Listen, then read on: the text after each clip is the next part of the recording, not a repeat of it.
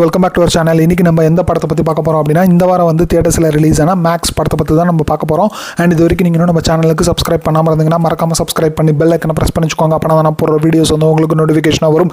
And இந்த படம் வந்து தியேட்டர்ஸில் மல்டிபிள் லாங்குவேஜஸில் அவைலபிளாக இருக்குது. ஸோ இது வரைக்கும் நீங்கள் இன்னும் பார்க்கல அப்படின்னா பார்த்துட்டு எப்படி இருக்குது அப்படிங்கிறத மறக்காமல் கமெண்ட்ஸை சொல்லுங்கள். பார்த்துருந்தீங்கன்னா உங்களோட ஒப்பீனியன் என்ன அப்படிங்கிறதையும் மறக்காமல் கமெண்ட்ஸை சொல்லுங்கள்.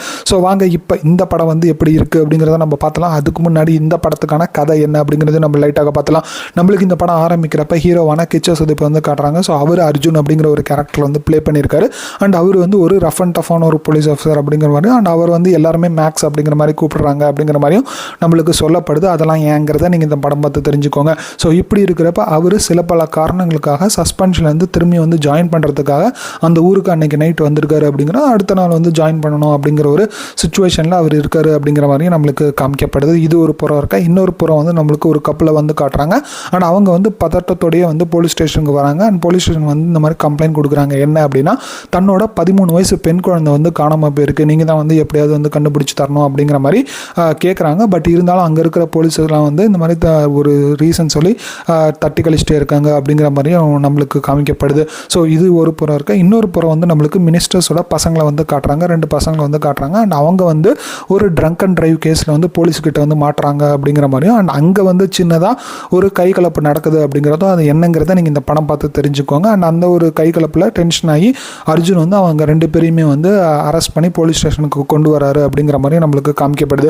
ஸோ இப்படி இருக்கிறப்ப தான் வந்து அவங்களை அரெஸ்ட் பண்ணவுடனே வந்து அங்கே இருக்கிற போலீஸ்லாம் வந்து ஜர்க் ஆகுறாங்க. என்ன அப்படின்னா, எப்படி வந்து நீங்கள் மினிஸ்டர் சனியை வந்து அரெஸ்ட் பண்ணுவீங்க, இது வந்து வெளியில் தெரிஞ்சுது அப்படின்னா பெரிய பிரச்சனை ஆகிடும். அண்ட் யாரையுமே வந்து அவங்க உயிரோட வரமாட்டாங்க, எல்லாரையும் வந்து வெட்டி போட்டுருவாங்க, கொண்டுருவாங்க. அதாவது தங்களை மட்டும் இல்லாமல் தங்களோட குடும்பத்தையே வந்து விட மாட்டாங்க. ஸோ அந்த அளவுக்கு வந்து அவங்க வந்து கொடூரமானவங்க. ஸோ இது வந்து எப்படியாவது வந்து அவங்கள வந்து ரிலீஸ் பண்ணிவிடுங்க அப்படிங்கிற மாதிரி கேட்குறாங்க. பட் இருந்தாலும் அர்ஜுன் வந்து டென்ஷன் ஆகி, இந்த வந்து யார் வந்தாலும் நான் பார்த்துக்கிறேன், அண்ட் இதை யாராவது சப்போர்ட் பண்ணாங்க அப்படின்னா அவங்களையும் சேர்த்து நான் உள்ளார போட்டுருவேன். ஸோ வந்து கண்டிப்பாக வந்து எஃப்ஐஆர் போட்டுருங்க அப்படிங்கிற மாதிரி அவங்க ஸ்ட்ரிக்டாக சொல்லிவிட்டு அர்ஜுன் வந்து கிளம்புறாரு அப்படிங்கிற மாதிரியும் நம்மளுக்கு காமிக்கப்படுது.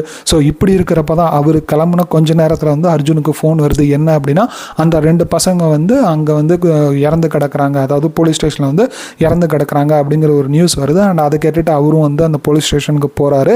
அதுக்கப்புறம் என்ன நடக்குது அப்படிங்கிறத நம்மளுக்கு மீதி படமாக வந்து கொடுத்துருக்காங்க. அண்ட் அந்த 2 பேரை வந்து யார் கொன்னாங்க, உண்மையாலுமே வந்து யாராவது கொன்னாங்களா, இல்லை இவங்களே வந்து அந்த ஒரு ஆக்சிடென்ட், அந்த ஒரு சண்டைனால இவங்க 2 பேரும் வந்து மாற்றி மாற்றி வந்து குத்திக்கிட்டாங்களா அப்படிங்கிறத சுதீப் வந்து கண்டுபிடிச்சாரா இல்லையா. அண்ட் இதுக்கு நடுவில் வந்து அந்த கேங்ஸ்டர்ஸ்லாம் வந்து அந்த பசங்களை தேடி வராங்க. ஸோ அவங்ககிட்ட வந்து அந்த பசங்க வந்து இங்கே இல்லை அப்படிங்கிற மாதிரி அவர் சொல்கிறாரு. ஸோ அதெல்லாம் என்னென்ன சுச்சுவேஷன் அப்படிங்கிறத நீங்கள் இந்த படம் பாருங்கள். கண்டிப்பாக வந்து அதெல்லாம் இன்ட்ரெஸ்டிங்காக கொடுத்துருக்காங்க அப்படிங்கிற மாதிரி தான் எனக்கு தெரிஞ்சு சொல்லி ஆகணும். அண்ட் குறிப்பாக வந்து கிச்சா சுதீப் இதெல்லாம் வந்து எப்படி சமாளிக்கிறாரு, அண்ட் அது மட்டும் இல்லாமல் அந்த அங்கே இருக்கிற போலீஸ்காரங்களாம் வந்து எப்படி வந்து அவர் இது சேவ் பண்ணுறாரு, அண்ட் அந்த ஒரு நாளை வந்து அவர் எப்படி கடக்கிறாரு அப்படிங்கிறதான் நம்மளுக்கு மீதி படமாக வந்து கொடுத்துருக்காங்க. அண்ட் அதுக்கு நடுவில் இந்த காணாமல் போன பொண்ணு என்னாச்சு, அண்ட் கடைசியில் வந்து அந்த பொண்ணு கிடைச்சதா இல்லையா அப்படிங்கிறதும் நம்மளுக்கு மீதி படமாக வந்து கொடுத்துருக்காங்க. ஸோ இந்த படத்தை பொறுத்த வரைக்கும் ஒரு ரேசியான ஒரு என்டர்டெய்னர் அப்படிங்கிறதுல எந்த ஒரு சந்தேகமும் இல்லை. ஸ்க்ரீன் பிளேவும் வந்து அதுக்கேற்ற மாதிரி ரேசியாகவும் பரபரப்பான அப்படிங்கிற மாதிரி கொடுத்துருக்காங்க.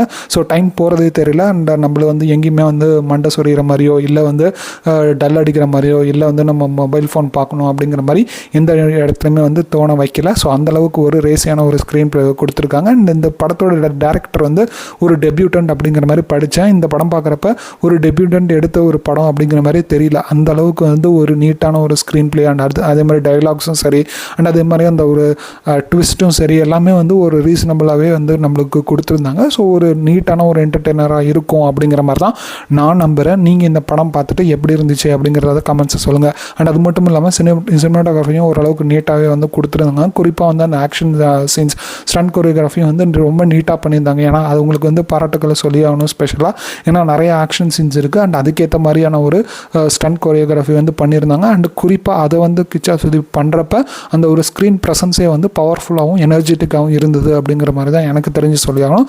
அண்ட் சாங்ஸும் வந்து ஓரளவுக்கு நீட்டாகவே இருந்தது, எங்கேயுமே வந்து போர் அடிக்கிற மாதிரி இல்லை அப்படிங்கிறதும் ஒரு யதார்த்தமான ஒரு உண்மையாக நான் இந்த படம் பார்க்குறப்ப பார்த்தேன். அண்ட் அது மட்டும் இல்லாமல் அந்த ஒரு சின்னதாக அந்த போலீஸ் ஸ்டேஷனில் வந்து வரலட்சுமி சரத்குமார் அண்ட் அதே மாதிரி அந்த ஒரு போலீஸ் ஆஃபீஸர் அங்கே வந்து சின்ன ஒரு சாங் வரும். ஸோ அதெல்லாம் வந்து நீட்டாகவே வந்து அவங்க ப்ளே பண்ணியிருந்தாங்க. அது மட்டும் இல்லாமல் அந்த ஒரு சீனே வந்து ரொம்பவே நீட்டாக இருக்கும். அது என்னங்கிறது நீங்கள் இந்த படம் பார்த்தீங்கன்னா உங்களுக்கே இன்ட்ரெஸ்டிங்காக இருக்கும் அப்படிங்கிற மாதிரி தான் நான் நம்புகிறேன்.